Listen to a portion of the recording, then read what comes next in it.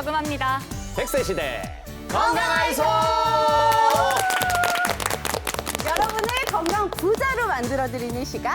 여기는 장수은행입니다. 네, 요즘 날이 추워서 이 얘기 굉장히 많이들 하실 텐데요. 이불 밖은 위험해. 맞아요. 정말 많이 그렇지. 하죠. 맞아요. 네, 저도 사실 매일 아침마다 하는 말인데 네. 그래도 이 추운 겨울에 포근한 이불 덮고 네. 따뜻하게 있으면은 그렇게 좋을 수가 없더라고요. 맞아요. 저도 그 너무 좋아해요. 진짜 이 이불 여기까지 폭 뒤집어 쓰고요. 네. 그다음에 겨울에는 귤 먹어야 되잖아요. 맞아. 비타민 챙겨 먹어야 되거든요. 맞아요. 그래서 귤을 막 이렇게 손가락만 해가지고 먹으면 와 너무 맛있고 또 거기다가 영화 보거나 아니면 뭐 만화책 같은 거 딱 보잖아요. 그만큼 행복한 게 없습니다. 진짜. 맞아요. 겨울에 사실 필수 코스라고 봐야죠. 맞아요, 안 맞아요. 해주면 서운한 그런 코스인데. 그렇죠. 그런데 이불 세탁은 좀 자주 하시나요? 갑자기요? 체크 한번 해보겠습니다. 이불 세탁이요. 글쎄요. 저는 엄마가 자주 해주시는 것 같아요. 저 엄마한테 얹혀 살고 있으니까. 네. 경수 씨는요? 저는 보기와는 다르게 그 세탁하는 걸 굉장히 또 좋아하는 편이거든요. 깔끔 스타일. 그럼요. 그래서 뭐 집안에서 이제 뭐 업무 담당을 나누는데 네. 그 빨래 담당이 이제 저의 특허. 딱 제 담당이고요. 네. 그리고 무엇보다 이제 이불 세탁을 하고 딱 덮었을 때 네. 그 포근함, 폭신폭신함 느껴지고 또 향기롭잖아요. 그러니까 잠도 굉장히 또 잘 오는데 맞아요. 그래서 좀 이불 세탁을 자주 해야겠다 싶기도 한데 이게 잘 안 되긴 하더라고요. 그러니까 진짜 서론이 길어서 그래서 얼마 만에 하신다는 거예요? 그래서 저는 한 달에 한 번은 그래도 좀 하는 것 같아요. 한 달에 한 번. 한 달에 한 번. 나쁘지는 않지만 그래요? 그래요? 네, 그래도 오. 이 적정도 주기가 있다고 하더라고요. 네. 맞아요. 그런데 이 겨울 이불이 두껍다 보니까 사실 이 세탁을 하는 게 마냥 쉬운 일은 또 아니잖아요. 맞아요. 그래도 그럼에도 불구하고 꼭 해야 되는 이유가 있다고 합니다. 제가 알고 그럴까요? 있습니다. 음. 이게 사람이 잘 때 그 흘리는 땀 있잖아요. 네. 그게 300에서 한 400ml 와. 정도가 나온다고 하거든요. 엄청 많죠. 네, 근데 이 중에 최소 절반이요. 침대 시트에 묻거나 아니면 네. 잠옷에 스며가지고요. 네. 우리가 이렇게 아침에 일어나면은 이불도 조금 뒤집어가지고 한 10분 정도 환기시키고 또 그 잠옷 같은 것도 좀 여러분들 많이 털어가지고 네. 세탁도 자주 하셨고 그리고 이불은요 최소 2주에 한 번은 이불 세탁을 해야 된다고 해요. 맞아요. 그렇군요. 자, 아무래도 뭐 이불이나 그 침구리는 우리가 이게 잠을 자는 동안에 밀접한 또 관계를 또 이루잖아요. 피부에 이렇게 다 맞아요. 닿이기 때문에 네. 좀 깨끗하게 이제 세탁을 해서 덮으시면 좋을 것 같습니다. 네. 자, 오늘도 우리 건강하이소에 5분의 새 주치분들이 또 함께 하시고 계시는데요. 우리 차홍은 원장님부터 인사 부탁드려볼까요? 네, 안녕하세요. 여러분의 관절 건강 단디 지켜드리는 정형외과 차원입니다. 안녕하세요. 맛있게 드신 음식 소화 잘 되도록 제가 도와드리겠습니다. 한방내과 공원호입니다. 안녕하세요. 여러분 건강검진 미루지 말고 꼭 받으세요. 건강검진 전도사 가정의학과 김경민입니다. 네, 안녕하세요. 100세까지 튼튼한 치아를 책임지는 치과 이혜주입니다. 안녕하세요. 2025년 올해 여러분의 척추 더욱 힘내라고 응원하겠습니다. 정형외과 전문의 김문찬입니다.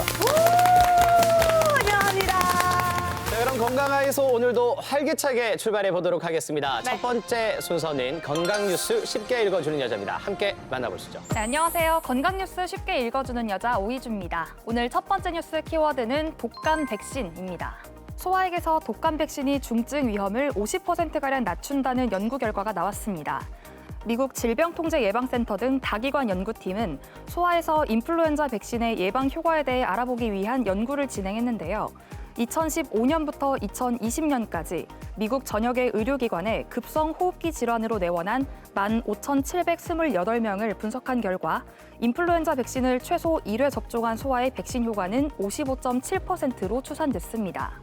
구체적으로는 응급실 방문 위험이 52.8%나 줄었으며 비중증 입원 치료 위험도 52.3%나 감소한 것으로 분석됐고 또 중증 입원 위험도 50.4%나 낮아졌습니다. 네, 요즘 독감 환자 정말 많죠. 이 8년 만에 최대 환자 수라고 하던데 더 늦기 전에 독감 백신 꼭 맞아야겠네요. 네, 그렇습니다. 독감을 일으키는 인플루엔자 바이러스는 5세 미만 소아나 기저질환이 있는 사람에게 특히 치명적인데요. 독감이 중증으로 발전할 가능성이 높기 때문입니다. 따라서 소아나 65세 이상 고령자의 고위험군은 인플루엔자 백신 접종을 꼭 하셔야겠고, 이번 연구를 보면 성인보다 소아 환자에게 특히 효과가 좋다고 하니까 어린 자녀가 있는 분들은 꼭 챙기시길 바랍니다. 네, 두 번째 뉴스 키워드는 치주염입니다.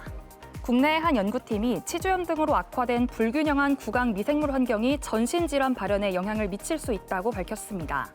연구팀은 치주염 환자와 건강한 사람의 타액과 구강벽, 구강 내 치태, 대변, 혈액 데이터를 기반으로 이 유전체 염기서열 분석을 진행했는데요. 그 결과 치주염 환자의 타액과 치태에서 관찰되는 치주염 관련 미생물의 구성과 비율이 이 혈액에서도 동일하게 확인된다는 사실을 규명했습니다. 이는 치주염 등 치주질환이 전신질환에 영향을 주는 기전을 확인하기 위한 매개로서 혈액이 역할을 할 수 있다는 점을 시사합니다. 네, 그러니까 이 치주염이 우리 몸 전반에 어떤 영향을 미치는지 그 단서를 찾았다는 이야기인 거죠? 네, 그렇습니다. 아직까지 구강에 있는 미생물 군집이 인체 전반에 어떠한 영향을 미치는지 정확한 경로는 제대로 밝혀지진 않았지만 이번 연구를 통해 구강 건강과 당뇨병, 동맥경화, 암 등 다양한 전신질환 간의 관계를 규명할 수 있게 되었습니다. 네, 그렇다면 이 전신 건강을 위험하는 치주염 예방법이 있다면 어떤 게 있을까요? 네, 제일 기본적인 것은 양치질입니다. 일반 칫솔과 치실치간 칫솔을 함께 사용하여 꼼꼼하게 관리를 하는 것이 필요하고, 염증의 초기라면 적절한 시기에 적절한 치료를 받고, 그리고 그 후에도 정기적으로 치과 검진을 하는 것이 중요합니다. 네, 지금까지 건강 뉴스 쉽게 읽어주는 여자 오희주, 그리고 이혜주였습니다.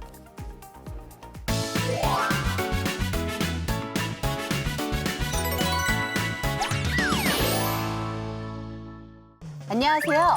저는 아침밥을 거의 먹지 않는 30대 직장인입니다. 대학생 때는 늦잠 자느라, 그리고 직장인이 된 후에는 출근 준비로 바빠서 건너뛰거나 아니면 커피로 때우곤 했죠. 그런데 최근 들어 오전에 집중력이 너무 떨어지고 10시쯤이면은 배가 너무 고픈 거 있죠? 그러다 보니 점심을 양껏 먹게 되고 밥 먹고 나면은 그렇게 졸릴 수가 없답니다. 한마디로 이 악순환의 연속인 거죠. 근데 아침밥을 꼬박꼬박 챙겨 먹는 제 친구는 그러지 말고 유나야, 아침을 챙겨 먹어. 하루 종일 피곤한 거 그거 다 아침밥 안 먹어서 그런 거래. 30분만 일찍 일어나서 밥 먹고 출근하라고. 30분 일찍 일어나는 게 그게 쉽나요? 그런데 백정수, 아침밥 먹으면 정말 그렇게 좋은가요? 간단하게 먹을 수 있는 건강한 메뉴는 뭔지 좀 알려주세요. 내 몸을 살리는 가장 좋은 보약은 아침밥이라고 하잖아요. 원장님들은 아침밥을 드시나요? 주로 메뉴가 뭘까요? 우리 김경민 선생님. 저는 뭐 국밥을 되게 좋아하거든요. 그래서 우리 부산이잖아요. 그래서 그렇죠. 돼지국밥을 일주일에 한 번 정도는 꼭 먹고요. 다른 날은 이제 환자분들이 연세가 있으셔서 간식을 많이 주세요. 뭐 샌드위치나 김밥 같은 거서 그것도 좀 먹고 있습니다. 아, 주로 그래도 아침에 국밥도 드시기도 하고 간식도 챙겨 드시네요, 그죠? 예, 저희가 일찍 시작하니까 아침을 좀 든든하게 먹고 일을 시작해야 좀 일의 능률도 오는 것 같아요. 맞아요. 우리 차홍은 선생님은요? 예, 저는 아침을 어릴 때부터 항상 챙겨 먹었기 때문에 학창 시절에는 부모님이 이제 어머니가 항상 챙겨주셨고 결혼한 지금에는 이제 와이프가 항상 아침을 챙겨주고 있어요. 근데 네. 이제 아침 메뉴가 이제 좀 정해져 있는 편이라서 뭐 월화 목금 같은 경우는 이제 약간 간단한 한식 위주로 먹고 수요일 토요일 같은 경우는 약간 양식 위주로 먹고 그래서 아침을 이제 항상 메뉴가 조금씩 바뀌니까 뭐 신경 써주는 것도 고맙고 항상 이제 즐겁게 맛있게 먹고 있습니다. 와, 주일마다 메뉴가 바뀌네요. 놀랍습니다. 그럼 뭐 식단표가 이렇게 한 달씩 나오는 거고요. 뭐 항상 정리하고 있더라고요. 그러면 우리 공원호 원장님께서는요? 네, 저는 아침잠이 많은 편인데 그래도 한국인은 밥심이니까 간단하게라도 챙겨 먹으려고 합니다. 늦게 일어날 때를 대비해서 식빵이나 바나나, 고구마 등을 준비해두는 편이고요. 식탁에 앉아서 바나나를 까먹을 시간도 없을 때를 대비해서 공진단도 챙겨둡니다. 포만감을 채워주지는 못해도 점심때까지 버티는 데는 거뜬하더라고요. 그렇군요. 그러면 우리 김문찬 원장님은요? 저도 뭐 꼭 챙겨 먹습니다. 시간이 조금 부족하긴 하지만 뭐 속이 쓰릴까 봐 이제 소량의 어떤 밥하고 기본적인 반찬, 계란 등 해서 간단하게는 꼭 챙겨 먹고 있습니다. 아, 그래도 다들 잘 챙기시네요. 그러면 이혜주 원장님은요? 네, 저는 아침에 삶은 계란 한두 개랑 사과랑 땅콩 버터를 같이 먹고 있습니다. 저도 어디서 본 건데 이렇게 먹으면 이제 포만감도 들고 동맥경화나 고혈압 등의 성인병 예방에 도움이 된다고 해서 이렇게 먹은 지는 조금 된 것 같습니다. 요즘 딱 유행하는 식단이긴 하네요. 이 주변에 보면 아침밥을 꼬박꼬박 챙겨 드시는 분들이 조금은 드문 것 같은데 우리 원장님들은 그래도 잘 챙겨 드시는 것 같네요. 저는 이 아침밥보다 5분만 더 하고 5분만 더 이렇게 자는 게 좋은데 이거 나만 그런 건 아니겠죠? 네, 실제로 국민의 3명 중 1명이 아침을 거르고 있고 20대의 경우에는 절반이 아침을 먹지 않고 있습니다. 그 원인으로는 시간이 없어서, 습관적으로, 식욕이 없어서, 귀찮아서가 순서를 이루고 있습니다. 사실 매일 아침 5분만 더를 달고 사는 한국인들에게 있어서 아침 식사는 시간을 쪼개야만 가능한 일입니다. 같은 맥락에서 아침 식사를 거르는 건 수면 부족과도 관련이 있습니다. 하지만 아침 식사를 거르고 5분의 잠을 선택해 늦잠을 잔다면 배변의 황금 시간대를 놓칠 수 있고 건강한 삶의 유지가 힘들 수 있습니다. 따라서 아침 식사는 꼭 챙겨 드셔야 합니다. 그럼 아침밥 먹으면 대체 어떤 점이 좋길래 자꾸 챙겨 먹으라고 하는 걸까요? 하루에 우리 몸은 두뇌 활동에만 약 400kcal 에너지를 필요로 하는데 아침 식사를 거르게 되면 포도당을 주 에너지로 하는 뇌 활동이 정상적으로 이루어질 수 없기 때문입니다. 하지만 아침에 식사를 하게 되면 하루에 필요한 에너지를 비축할 수 있고 뇌 신경세포와 신경 전달 물질이 정상적으로 기능할 수 있도록 도움을 줍니다. 또한 아침밥을 거르면 뇌 속의 식욕 중추와 정서 중추가 흥분하게 되어 불안해지지만 아침을 먹으면 오전에 집중력과 사고력이 향상됩니다. 그리고 오후 시간대 불필요한 간식 섭취를 줄일 수가 있고 점심 때 가식이나 폭식을 하는 것을 예방할 수 있습니다. 아침밥을 챙겨 먹으면 이렇게나 좋은데 그런데 어떤 분들은 아침밥 먹으면 아유 속이 이렇게 더부룩한데 아유 너무 불편한데 이런 분들도 아침밥을 꼭 챙겨 먹어야 할까요? 위장이 약한 사람 중에 음식이 소화가 안 되고 위에 머물러 있으면 일에 집중하지 못하는 사람들이 있어요. 밥은 아니어도 되는데 점심까지 공복으로 유지하는 것은 좋지 않습니다. 죽이나 소화가 잘 되는 과일, 채소를 갈아 마셔서 포만감을 유지하는 것을 추천해요. 하지만 이런 경우보다 밤에 늦게 자서 수면이 부족하다든지 과식하거나 야식을 드시거나 음주 등으로 위장이 안 좋은 상태에서 아침밥을 먹어서 소화가 안 되는 경우가 훨씬 많아요. 그러므로 생활 습관을 먼저 교정하면 아침밥을 드시는 데는 큰 부담은 없을 거예요. 아침 식사를 또 건너뛰자니까 이 점심 전까지 또 허기가 걱정이 되고요. 그리고 또 챙겨 먹자니 출근 시간에 쫓겨서 간단하게 커피나 우유, 이 바나나로 대신한 분들도 있잖아요. 이건 좀 어떨까요? 예, 공복에 커피를 마시게 되면 이제 커피 속에 카페인이나 지방산이 함유되어 있기 때문에 이가 이제 위 점막을 공격하게 됩니다. 위 점막을 공격하게 되면 위염이나 위궤양, 과민성 대장 질환을 유발할 수가 있습니다. 그리고 커피가 맞지 않아서 우유를 드시는 분이 있는데 우유 또한 유당 불내증이 있는 분들은 설사나 복부 팽만감을 유발할 수가 있습니다. 그리고 아침에 어떤 끼니를 때우기 위해서 우리가 고구마나 바나나 등을 드시는 분이 있는데 고구마 속에는 타닌이 포함되어 있어서 이는 어떤 위산 분비를 촉진해서 어쨌든 위궤양 등 위염을 초래할 수 있고요. 그다음에 속쓰림을 초래할 수 있습니다. 그리고 바나나를 먹게 되면 바나나 속에는 마그네슘이 많이 포함되어 있기 때문에 빈속에 드시면 이게 마그네슘이 혈관 속에 들어가서 심혈관에 무리를 줄 수가 있습니다. 그래서 콩팥 질환이 있는 분들은 피하셔야 합니다. 아, 그렇군요. 이 아침은 왕처럼, 점심은 왕자처럼, 저녁은 거지처럼 먹어야 한다고 하더라고요. 하지만 바쁜 아침 시간에 왕이 될 여유가 사실은 없잖아요. 이 건강하고 간단한 아침 메뉴를 추천해 주신다면 뭐가 있을까요? 네, 아침마다 밥, 국, 반찬 이렇게 차려 먹기가 부담스러우신 분들은 필요한 영양소가 있는 식품으로 대체할 수 있습니다. 계란찜이나 두부 요리, 그리고 생선 한 토막 정도가 좋은데 시간적 여유가 없다면 삶은 달걀 한두 개, 그리고 단백질 음료 한 잔, 요구르트 한 개라도 챙겨 먹는 게 좋습니다. 그리고 일어난 지 1시간 안에 식사를 하시는 것이 바람직한데 아침에 시간이 없다면 잠들기 전에 그 다음 날 아침을 미리 준비해 두는 것도 도움이 됩니다. 편의점 김밥이나 간단한 선식을 드시는 것도 좋고 특히나 아침에 운동을 하시는 분들이라면 꼭 아침 식사를 하셔야 합니다. 몸이 든든해야 마음도 든든한 법. 바쁘더라도 식사는 꼭 챙겨서 활기찬 하루를 시작해 보자고요. 여러분, 거북한 수다 다음 주에 또 만나요.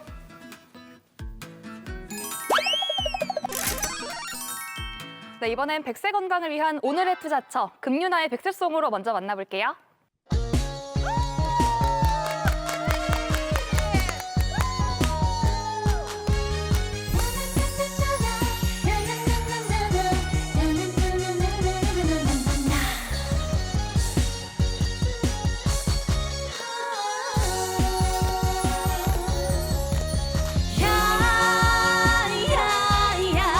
내 나이가 어때서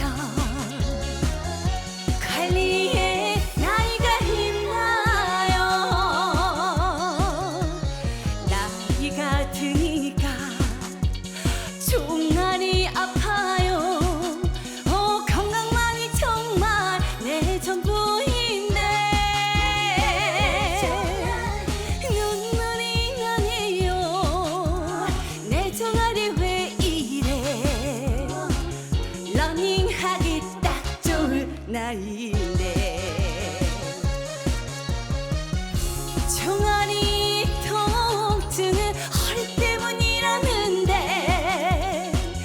내 모습을 바라보면서 세월을 이겨라 내 척추를 지켜요. 관리하기 딱 좋은 나이인데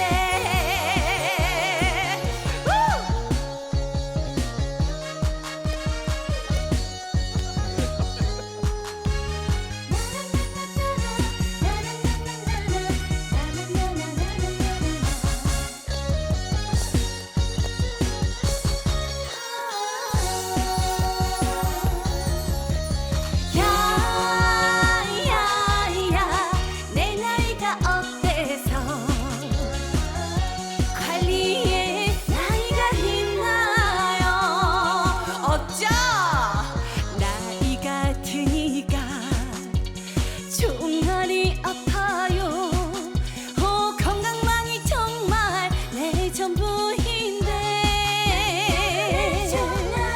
눈물이 나네요. 내 종아리 왜 이래? 러닝하기 딱 좋은 나이인데 종아리 통증은 허리 때문이라는데 내 모습을 바라보면서 세월을 이겨라 내 척추를 지켜요. 관리하기 딱 좋은 나이인데 관리하기 딱 좋은 나이인데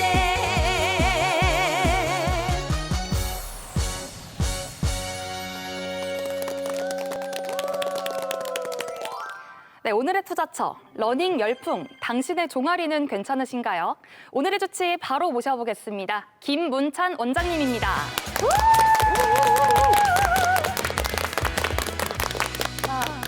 네, 김문찬 원장님, 네. 너무 환영합니다. 네. 근데 저희가 이렇게 듣기 전에 공식 질문이 좀 있습니다. 맞아요. 관문이 있죠? 그쵸. 네. 선생님께서는 어떤 계기로 의사가 되셨는지 정말 많은 분들이 아마 궁금해하실 것 같거든요. 고등학교 때 네. 이제 뭐 공대를 가냐 의대를 가냐 고민을 하고 있었습니다. 근데 이제 어머니의 영향으로 네. 실제로 이제 의대를 선택하게 되었고 뭐 의대에 막 들어오다 의사가 되다 보니까 이제 제가 도와줄 수 있는 분들이 많이 있다는 거에 보람을 많이 느끼고 있고 저는 정형외과입니다. 정형외과다 보니까 네. 척추관절에 요즘 고령화 시대다 보니까 네, 그쵸. 제가 조금 더 도와줄 수 있는 분들이 많이 있더라고요. 그래서 또한 이제 이 또한 또 보람을 많이 느끼고 있습니다. 결정을 잘하신 거네요. 그러니까요. 원장님 뿌듯하시네요. 탁월한 선택이셨어요. 그러니까요. 훌륭하십니다. 네. 자, 오늘 종아리 이야기에 들어가기 앞서서 최근에 러닝 열풍이 굉장히 불고 있어요. 뭐 맞아요. 국내뿐만 아니라 전 세계적으로 러닝 열풍이 불고 있는데 이처럼 러닝이 인기 있는 이유가 뭘까요? 과거에는 우리가 러닝하면 중년 남성들이 많이 달렸습니다.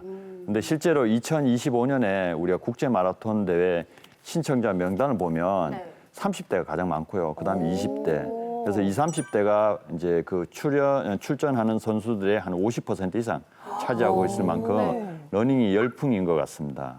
그래서 러닝이 사실 접근도가 높은 이유가 장소를 구애받지 않습니다. 그냥 헬스장 가도 되고 집 앞에서 뛰어도 되고 그리고 이제 장비 또한 이제 필요하지 않고 운동화만 신어도 뛸 수 있고요.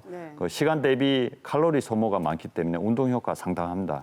그러다 보니까 젊은 분들에게 러닝이 열풍인 것 같습니다. 제가 듣기로는 우리 원장님도 러닝을 상당히 좋아하신다고 하더라고요. 그래요? 그러니까 뭔가 이제 마라톤도 굉장히 즐겨 하셨을 것 같은데 네. 이 러닝을 평소에 좀 얼마나 하시는지 그리고 이 러닝의 효과를 어떤 식으로 느끼는지 좀 궁금하네요. 지금 서 계시는 모습이 마라토너 같으세요. 굉장히 이렇게 곧바로 서 계시는 모습이 그죠? 그러니까요. 네. 달리기를 접한 거는 제가 군의관 시절 한 20년 전에 네. 이제 자이툰 부대 외국 파병을 갔습니다. 파병 갔는데 일과 후에 제가 마땅히 이제 루틴을 할 수 있는 게 유일한 낙이 달리기였습니다. 매일 한 10km 정도씩 연병장을 뛰는 게 유일한 낙이었고요. 10km. 네, 그때 이제 습관이 조금 잡혔는 것 같고 최근에는 몇 년 전부터 이제 공식적인 풀 마라톤, 하프, 단축 마라톤까지 기회가 되면 계속 이제 대회에 참석하고 있고요. 근데 이제 풀 마라톤은 이제 준비를 해야 됩니다. 준비를 해야 되는데 보통 이제 한 3개월 전부터 월 마일리지를 매달 한 200km 이상은 뛰어야지 풀 마라톤을 부상 없이 뛸 수가 있습니다. 그래서 이제 제가 이런 달리기를 또 이제 계속 하는 이유는 하다 보니까 체력도 많이 좋아지고 제가 소소하게 행복감도 느끼고 스트레스도 많이 해소되는 것 같습니다. 그러면 지금 말씀해 주신 거로는 뭐 스트레스 감소도 있고 다이어트에도 효과가 있는 것 같고 한데 구체적으로요 그러면은 러닝이 우리 몸에 어떤 영향을 미치는 걸까요? 아무래도 러닝은 우리가 심폐지구력이 강화되고요. 그다음에 당뇨나 고혈압, 비만 등 여러 가지 성인병 예방도 됩니다. 그리고 이제 무엇보다 다이어트. 성인 70kg인 분이 1시간 이상, 1시간 정도 뛰면 우리가 700칼로리 소모가 된다고 하거든요. 그는 이제 성인 한 끼의 식사 정도 되고 짜장면 한 그릇, 더블버거, 햄버거 하나 정도의 어떤 칼로리 소모가 발생합니다. 그래서 이제 체중이 또 유지가 되고요. 그다음에 우리가 러너스 하이라고 심박수가 120회 이상 30분 이상 뛰게 되면 우리가 이제 상당히 고통스러운 순간을 넘어서 행복감과 그 희열을 느낄 수가 있습니다. 그게 러너스 하이인데 그 러너스 하이를 통해서 어떤 이제 평소에 느꼈던 스트레스도 많이 해소되는 것 같고요. 그다음에 이제 뛰다 보면 잔잔한 근력이라든지 순발력도 많이 좋아지는 것 같습니다. 여러모로 달리기는 우리 어떤 체력의 유지와 다이어트에 굉장히 효과 좋은 것 같습니다. 아니 이렇게 김우찬 원장님은 거의 뭐 러닝 전도사 같은 그런 느낌이시네요. 그러니까 전문 용어 러너스 하이 나오고. 그러니까요. 아니, 이야기를 들으니까 지금 막 뛰어야 될 거야. 그러죠. 지금 당장이라도 나가서. 네. 자, 잘 달리려면 심장도 튼튼해야겠지만 무엇보다 무릎이나 종아리 등 좀 하체 건강이 굉장히 또 중요하잖아요. 중요해요. 뒷받침이 돼야 돼요. 맞아요. 그중에서 오늘은 종아리 건강에 대해서 오늘 집중적으로 파헤쳐 보도록 할 텐데요. 종아리, 우리 몸에서 어떤 역할을 할까요? 종아리 근육은 말 그대로 근육입니다. 근육이기 때문에 우리 보행할 때나 달릴 때 이제 발을 보시면 착지를 뒤꿈치부터 하고 발바닥하고 앞꿈치로 나갑니다. 그런 앞으로 나가는 전진하는 과정에서 종아리 근육이 가장 메인 근육이고요. 그다음에 종아리 근육은 제2의 심장이라는 별명이 있습니다. 이는 이제 제2의 심장이라는 별명은 우리가 심장에서 하체로 내려가는 혈액이 70%가 내려갑니다. 내려간 혈액을 쥐어 짜주는 역할을 하는 게 종아리 근육인데 이게 종아리 근육이 제 역할을 하지 못한다면 혈액이 정체돼서 이로 인한 여러 가지 질환하고 합병증이 초래될 수 있으므로 종아리 근육은 우리가 단순한 근육을 넘어서 제2의 심장이라는 별명이 있을 정도로 우리 몸에서 굉장히 중요한 역할을 하고 있는 근육입니다. 예, 그런데 러닝을 무턱대고 시작하니까 이렇게 달리다가 종아리 통증 때문에 식과 가는 분들도 계시더라고요. 맞아요. 맞아 계시죠? 종아리 그 통증의 원인을 좀 알 수 있을까요? 예, 이제 방금 질문하신 내용대로 갑자기 뭔가를 하게 되면 종아리 통증이 유발됩니다. 네. 그게 이제 가장 흔한 거는 근육통이고요. 그게 오래되면 근막통이 생길 수가 있습니다.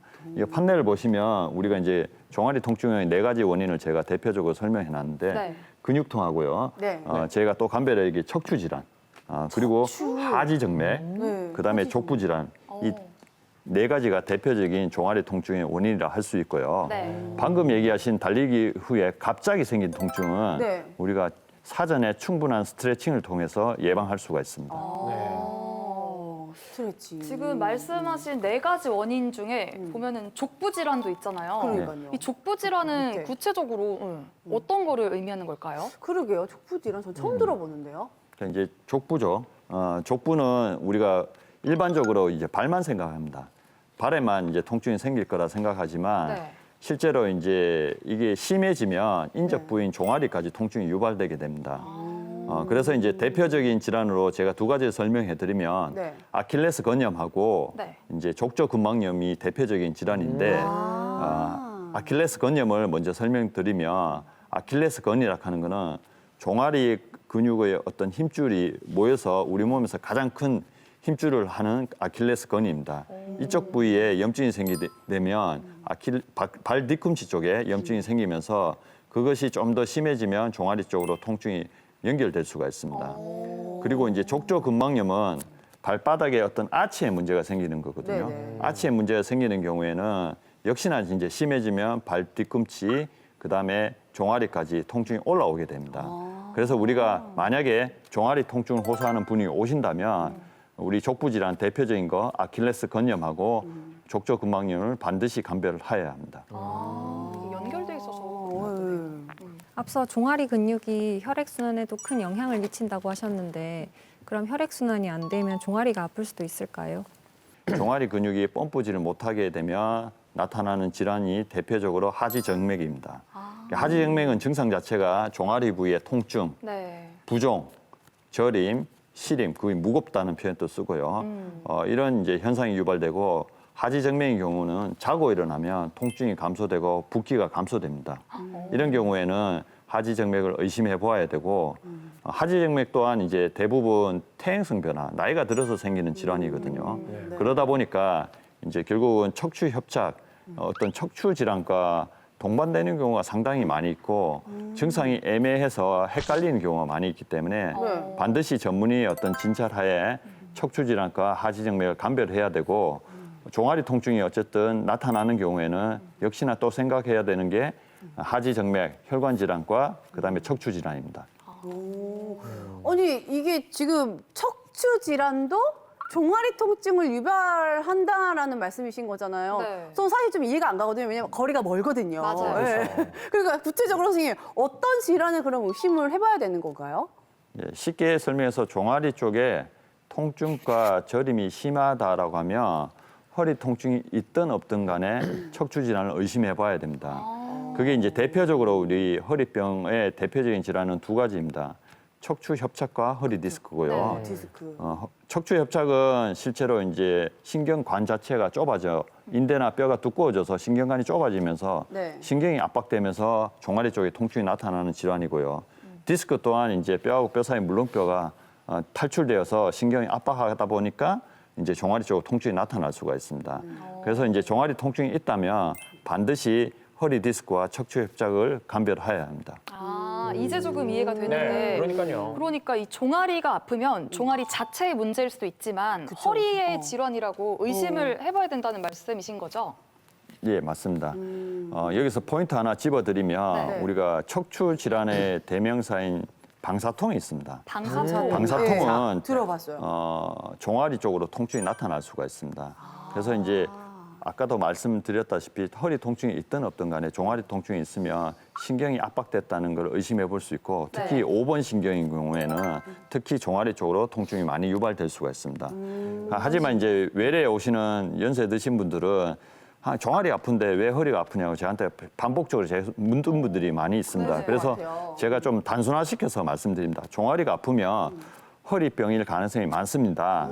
그래도 이해가 안 되면 종아리 아프면 허리가 아파서 그런 겁니다라고 단순화시켜서 제가 설명드리고 있습니다. 네. 네. 자, 그럼 여기서 잠깐 실제로 종아리 통증으로 병원을 찾으신 분이 계시다고 하는데요.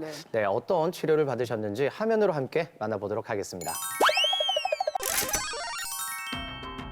걸을 때마다 종아리가 아프신가요?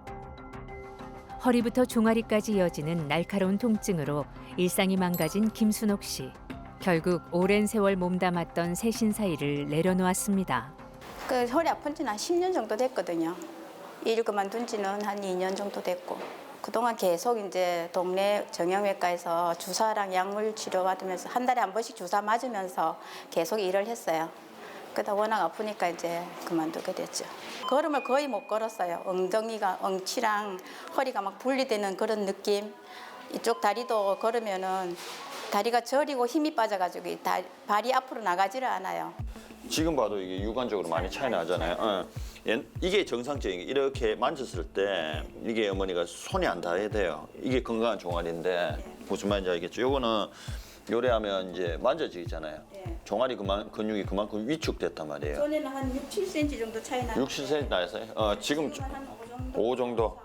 어르신 처음 왔을 때 한 2, 3년 전부터 이제 허리도 아프고 엉치도 아프고 특히 종아리가 많이 아팠어요. 종아리가 아팠는데 이제 종아리 근육까지 굉장히 반대쪽에 비해서 굉장히 위축이 돼 있는 상태였고 그러다 보니까 이제 일상생활에 제한이 많았고 보통 이제 종아리가 아프면 이제 허리일 가능성이 높기 때문에 허리 검사를 했는데 역시나 척추 전방 전이증이고 척추 협착이 심했습니다. 그래서 이분은 저희가 수술적 치료를 시행을 했고요.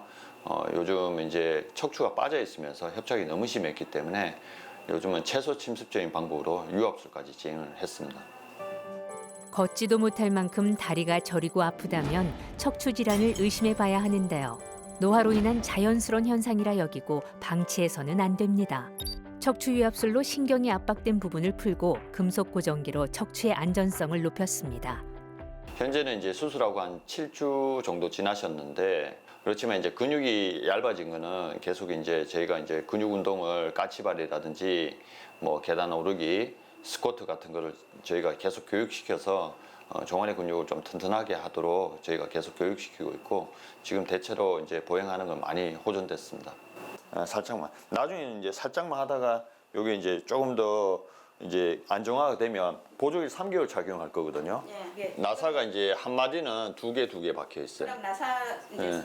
아침에 눈 뜰 때나 저녁에 자기 전에 한 3, 40분씩 이제 스트레칭을 하고 뭐 다리 벌리기라든가 원장님 가르쳐 주신 대로 스트레칭하고 뭐 낮으로는 이제 공기 좋을 때 또 공원에 한 30분씩 40분씩 햇볕 쏘이면서 걷기 하고 다시 한번 걷는 즐거움을 되찾은 김순옥 씨.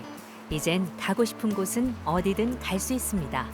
지금은 이제 뭐 느끼면서 구경하면서 그렇게 이제 우리 아씨랑 같이 여행 다니고 싶어요.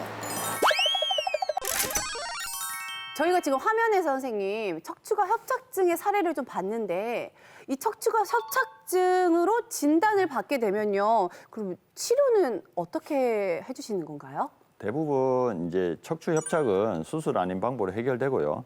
약물 치료, 주사 치료, 뭐 시술 등의 어떤 방법으로 대부분 해결되지만 해결되지 않는 분들은 이제 만성적으로 계속 통증이 유발되거나 아니면 종아리 근육의 어떤 위축까지 오고 보행 장애까지 있는 분들은 이제 수술적 치료를 하는 경우가 있습니다.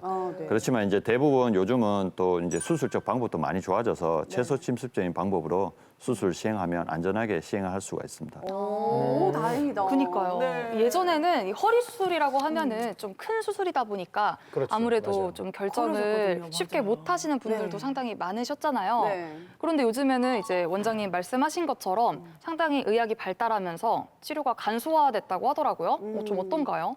예, 이제 과거에는 우리가 많이 절개를 했습니다. 많이 절개를 하다 보니까 재활도 늦어지고 했는데 최근에는 최소한의 어떤 절개로 인해서 정상 조직을 보존하고 그러다 보니까 이제 수혈 등도 필요하지 않고요. 네. 그래서 이제 수술하고 난 다음에도 재활 자체도 상당히 빨라졌습니다. 그래서 이제 아무래도 이제 이런 재활이나 일상으로의 복귀가 빨라졌기 때문에 최근에는 어떤 최소 침습적인 방법으로 수술을 다 진행하고 있습니다.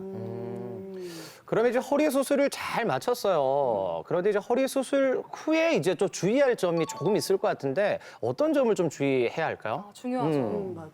뭐 단기간은 이제 보조기를 착용해야 되기 때문에 네. 수술 방법에 따라서 뭐 한 달에서 3개월까지 달라지는데 그 기간 동안은 안정을 취하면서 일상생활을 하시면 됩니다. 네. 그렇지만 이제 장기적으로 봐서는 이제 지속적인 상식적이지만 지속적인 운동과 바른 자세 그리고 이제 생활 습관 교정이라 하는 거는 우리가 이제 금연하시고 절주하시고 이런 것들을 다 했을 때는 장기간 봤을 때도 척추 수술은 대부분 양호한 결과를 보일 수가 있습니다. 우리 어르신들 보면 젊었을 때에 비해서 종아리 근육이 많이 얇아졌다고 하시거든요. 맞아요, 맞아. 나이가 들면 자연스럽게 종아리 근육이 빠지는 건가요? 그리고 이거 궁금했어요. 그렇습니다. 이제 나이가 들수록 중년, 노년이 될수록 근육이 빠지는 것은 당연합니다.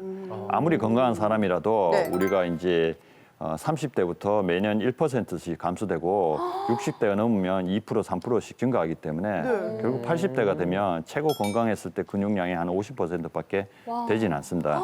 그래서 우리가 나이가 들수록 먹는 음식 그리고 운동, 근력 운동에 신경을 쓰지 않는다면 근육 감소가 초래되는데 이게 단순한 근육 감소를 떠나서 이게 만약 발생하게 되면 낙상이라든지 골절, 보행장애 같은 게 발생하기 때문에 지속적인 근력 운동은 필수라고 할 수 있습니다. 통통했던 종아리 살이 빠지는 게 아니라 근육이 빠지는 것이 문제가 큰 것 같은데요. 그렇다면 이제 내 종아리가 건강한지 아닌지 자가 진단할 수 있는 방법이 있는지요? 자가진단 보고 있을까요? 네. 오. 손을 이용해서 엄지와 검지를 이용해서 네. 이제 원을 그려서 아, 네. 본인의 가장 두터운 종아리를 이제 잡았을 때 이게 잡히지 않으면 건강한 겁니다. 너무 얇은데요? 잡히지 않으면. 잡히지 않으면 좋은 근데 이제 거다. 잡히면서 종아리가 안에 헐렁하게 있다고 하면 근육 감소를 의심해 보아야 됩니다. 같은데 안 잡히면 건강한 거죠. 좋은 거 맞죠? 좋은 거죠. 네, 좋은 거죠. 네. 네. 아니 남자한테 저만 잡히는데요? 잡혀요. 저 정말 안 좋은 거래요 그러면? 경수 씨 잡혀요? 잡히는데 이렇게. 그래요? 근력 운동 좀 열심히 좀 하세요. 그러니까요. 알겠어요. 하체 운동을 좀 열심히 해야 될 것 그래서 이제, 같습니다. 이제 종아리를 잡았을 때 그 네. 안에 종아리가 헐렁하게 있으면 어쨌든 근육 감소를 의심해 봐야 되고요. 그다음에 이제 절대적인 수치로 65세 이상에서는 32cm 미만인 경우에는 우리가 근육 감소를 의심해 봐야 됩니다. 그래서 이제 만약에 우리가 건강한 성인 같은 경우는 36에서 한 40cm 정도 되거든요. 36에서 절대적인 수치에 있어서 종아리 핑거링 테스트와 네. 그다음에 이제 줄자를 가늠한 테스트 두 가지를 설명해 줄 수 있고 만약에 종아리 근육으로 인해서 테스트로 근육 감소가 의심된다고 하면 네. 우리가 이제 최근에는 이게 근감소가 질병으로 분류되면서 네. 근육이 줄어들면 단순하게 이제 근육이 얇아지는 게 아니고 이게 낙상, 골절, 그다음에 면역력 저하, 보행 장애까지 발생하면서 심지어 사망의 어떤 요인의 어떤 올리는 요인 중에 하나의 대표적인 요인이라고 할 수가 있습니다. 이 종아리 근육을 좀 앞으로는 사랑해줘야겠네요. 그러니까요. 커지면 살짝 좀 별로 맨날 안 좋- 빼려고 했었는데. 빼려고 안 좋아했었는데 그러니까요. 이렇게 중요한지 이제서야 알았으니까 저도 열심히 한번 키워봐야 될 것 같은데요. 그러면은 이 종아리 근육을 키울 수 있는 방법도 조금 알려주세요. 근육은 쓰면 쓸수록 커지는 거는 당연한 거고요. 제가 직접 보여드리는데 네 가지 대표적인 아주 쉽게 따라할 수 있거든요. 네 가지. 그래서 이제 까치발, 까치발 들고 서 있는 까치발, 거요. 네. 해프 레이즈라고 얘기하는데 그냥 발 뒤꿈치를 이용해서 이렇게 일상생활 속에서 네. 이렇게 올리면 됩니다. 이렇게 올리면 간단하네요. 이제 반복해서 한 10회 내지 15회 정도 해주면 일상생활 속에서 종아리 근육을 훈련시키는 방법이고요. 네. 그다음에 앵클 홉스라고 네. 발목을 이용해서 점프하는 겁니다. 제자리에서. 제자리에서. 그런 식으로 이렇게? 제자리에서 점프하게 되면 이게 이제 종아리 근육을 키울 수 있고요. 그다음에 힘이 들어가는 것 같아요. 점프 스쿼트라고 네. 이제 저기 이게 힘들죠. 다리와 발목을 이용해서 제자리에서 이렇게 뜁니다, 완전히. 이렇게 제자리 뛰기처럼 제자리 뛰기 이렇게 하는 뛰면 거죠. 되는 그러면 거죠. 이제 종아리 근육이 역시나 수축이 와서 네. 네. 근육을 튼튼하게 할 수 있고요. 네로 스쿼트라고 이제 이를 좁혀서 이제 이렇게 이제 일어났다 섰다 하면 종아리 근육을 아, 약간 스쿼트처럼요. 이렇게 스쿼트를 다리 모아야 돼요. 모아서 하게 점프가 되면 아니라 제자리에서 좀더 이제 이렇게 일어났다가 종아리에서 앉았다가, 이제 네. 근육이 수축되는 효과가 있습니다. 그 외에도 이제 들어가요. 일상생활 속에서는 계단 오르기, 네. 등산, 뭐 그런 거 자전거 타기 같은 것도 도움이 될 수가 있습니다. 원장님이 알려주신 방법 저는 해야 되고 저는 이게 계속 손이 들어가니까 신경 써요. 큰일 났어요. 종아리 운동 열심히 하도록 하겠습니다. 네, 올해 말까지 키워오시기 바랍니다. 알겠습니다. 네. 자, 원장님 마지막으로 시청자분들에게 전하고 싶은 말씀이 있으실까요?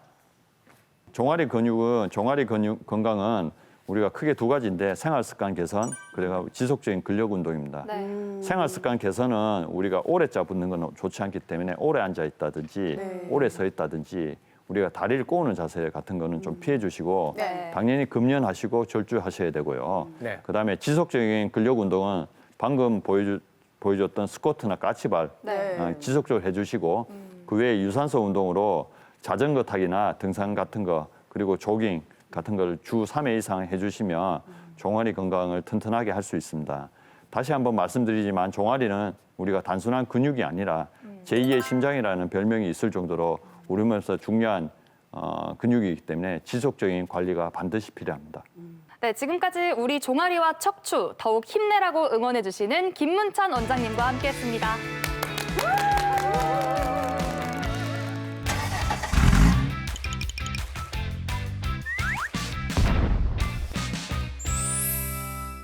네, 음식 보관 맛보이소 시간입니다. 저는 이 시간만 되면은 배가 그렇게 고파요. 맞아요. 김나경 선생님, 오늘의 주재료 한번 소개해 주시죠. 네, 오늘의 주재료는 면역력을 강화시켜주는 최상의 식품이며 지금 이맘때면 식감과 그 맛과 향이 최상이 되는 대파를 준비했습니다. 겨울철에 대파를 많이 먹으면 또 감기 예방에도 도움이 될 뿐만 아니라 맞아요. 우리나라 대표 음식에 웬만하면 이 파가 다 들어가잖아요. 겨울 음식엔 대파 빠지면 안 됩니다. 그러니까요, 맛을 쭉 살리는데 이 대파 하나로 모든 요리가 대파워 업이 될 것 같습니다. 대파워. 그러니까요. 근데 선생님, 바로 이 부산의 명물 빠질 수가 없죠. 이 얘기 안 할 수가 없잖아요. 바로 맞습니다. 명지대파잖아요. 네네. 근데 사실 제가 봤을 때는 대파가 다 똑같이 생긴 것 같거든요. 네네네. 이 명지대파는 뭐 어떤 뭐 다른 뭐 특징이 있나요? 명지 대파는요, 이렇게 파밭에 가보셨나요? 네. 산들, 바다강, 들 네. 하면 우리 밭작물 중에 이게 대표할 수 있는 게 이렇게 파인데요. 파 같은 경우에 명지가 왜 좋으냐면 이제 바람을 맞고 자라기 때문에 튼실튼실하고요. 그리고 그 향기가 그리고 단맛이 그리고 식감이 굉장히 부드럽답니다. 그래서 그 진한 향과 그 부드러운 식감 그래서 전국을 대표하는 대파입니다. 명지. 명지 대파는 유명하죠. 명지 네. 대파. 네. 와. 네, 이렇게 우리 밥상에 늘 함께하고 있지만 잘 몰랐던 이 대파의 효능을 화면으로 준비했습니다. 함께 보시죠. 따스한 햇볕을 머금고 자란 대파. 그 속에는 자연이 준 선물이 가득한데요. 식이섬유가 풍부해 장 운동을 원활하게 할 뿐만 아니라 혈액 속의 콜레스테롤 수치를 낮춰주는 효과가 뛰어나 혈전 생성을 억제합니다. 또한 지친 몸에 활력을 더해주고 천연 항균제라고 불리는 명성만큼 살균 효과가 뛰어나 면역력 강화에 좋은데요. 소금 비었어도 건강엔 알찬 대파. 여러분 꼭 한번 맛보이소. 오늘 준비한 요리는 바로 대파 산적이 되겠습니다. 이 고기의 육즙과 그리고 대파의 이 매운맛, 단맛이 이렇게 절로 이루어져서 굉장히 또 기대가 되는데요. 만드는 게 좀 쉽지 않을 것 같아요. 선생님, 이거 어떻게 만들까요? 대파 산적 네. 이쁘게 만드는 방법은 파를 송송송 써실 때 네. 안에 흰 파를 넣어서 조림처럼요 구워주셔가지고 그 작물을 넣고 슴슴하게 졸여주시는 겁니다. 슴슴하게. 자, 그러면은 이렇게 굉장히 또 정교하고 너무 이게 먹음직스러운 이제 저희 대파 산적을 한번 먹어보도록 하겠습니다. 먹어도 돼요? 아까 네, 너무 먹고 싶어. 그러니까요. 이 눈으로만 먹고 있으니까 힘들었어. 그죠? 빨리 먹어야 돼요. 한번 먹어보겠습니다. 조금 이렇게 파를 크게 해서 한 번에. 파만 드셔요. 저 진짜 맛있는 거 먹으면 네. 진실의 미간이 등장을 하거든요. 미간이 저절로 찌푸려지는데 정말 맛있어요. 아, 대파가 정말 이 아삭아삭하고 이게 매운맛이 돌면서 단맛이 도니까 단맛이 진짜 일품입니다. 최고인 것 같습니다. 네. 우리 고은호 원장님 좀 어떠신 것 같아요?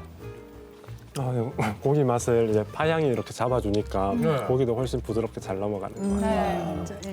옆에 계신 차홍은 원장님 어떠세요?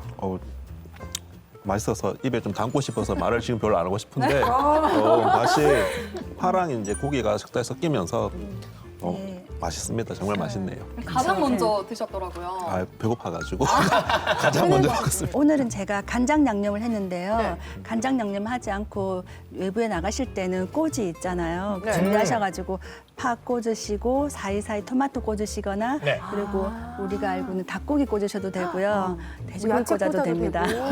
고기면은 그래서 어떤 고기도 다 되네요, 고기에는 그죠? 파가 들어가면 정말 맛있습니다. 맛있을 것 같아요. 네. 네. 이번 주는요, 이 정말 까다로운 입맛도 사로잡네 우리 대파 산적으로 여러분들 함께 하시면 좋을 것 같습니다. 네.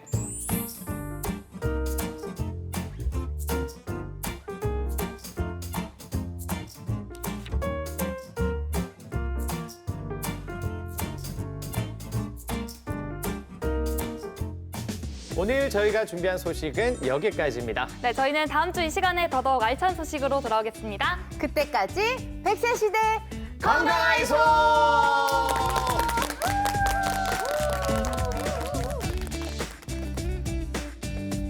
프로그램에 참여하신 분들께는 국내산 숯불 민물장어 전문점 장덕장어에서 식사권을, 동화 속 힐링 카페 올드머그에서 상품권을, 근육이 미래다 크로노스 짐에서 선글라스를 드립니다.